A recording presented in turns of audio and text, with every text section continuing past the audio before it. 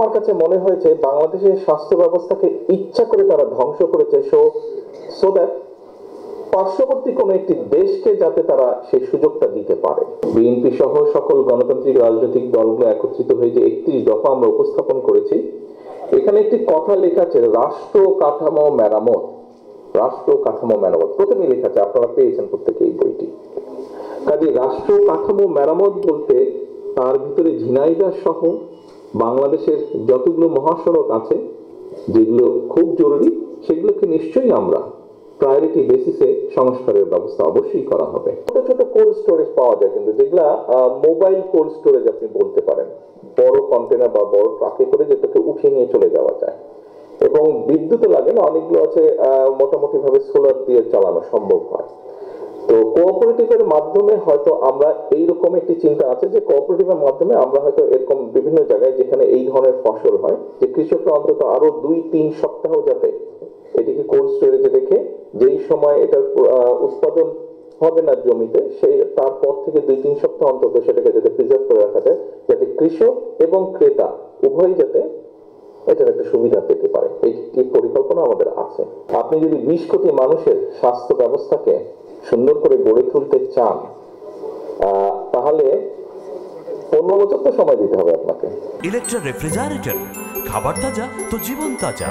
Electra, ফ্রিজের রাজা।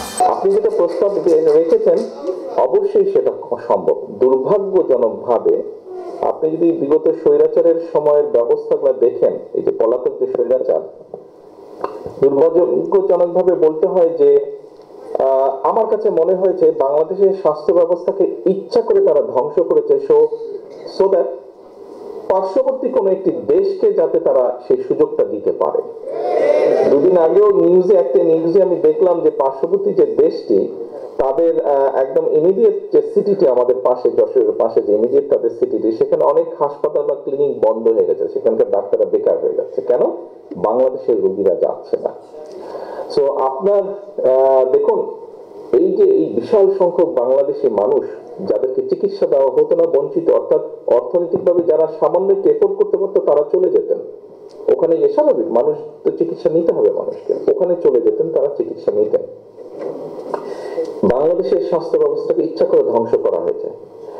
শুধু আপনি যেটা বললেন সঠিকই বলেছেন, শুধু যে চিকিৎসা ব্যবস্থা ধ্বংস করা হচ্ছে তা না, এই যে মানুষদের চিকিৎসা নিতে যাচ্ছে, কি হিউজ পরিমাণ আমাদের প্রবাসীরা এবং আমাদের এক্সপোর্ট যারা করেন তারা যে কষ্ট করে ফরেন কারেন্সি আর্ন করছেন, এর মধ্যে বিরাট একটা অংশ ওখানে চলে যেত যা আমরা দেশের কাজে ব্যবহার করতে পারতাম। কাজেই আমাদের রাষ্ট্র কাঠামো মেরামতের মধ্যে অবশ্যই একটি অত্যন্ত গুরুত্বপূর্ণ খাত হচ্ছে স্বাস্থ্য খাত। আমরা যদি দেশের মানুষকে সুস্থ রাখতে না পারি, আমরা অবশ্যই একটি শক্তিশালী সবল একটি জাতি আমরা গঠন করতে সক্ষম হব না। কাজে অবশ্যই এটা একটি অত্যন্ত, স্বাস্থ্য খাতটি অবশ্যই একটি গুরুত্বপূর্ণ খাত। আর আপনি পর্যটনের খাতের কথা বলেছেন, স্বাভাবিক, মানুষের ইনকাম বৃদ্ধি করার জন্য, ব্যবসার অবস্থা তৈরি করার জন্য অবশ্যই সেটি আরেকটি গুরুত্বপূর্ণ খাত, সেটিও পর্যায়ক্রমিকভাবে অবশ্যই প্রায়োরিটির মধ্যে চলে আসবে।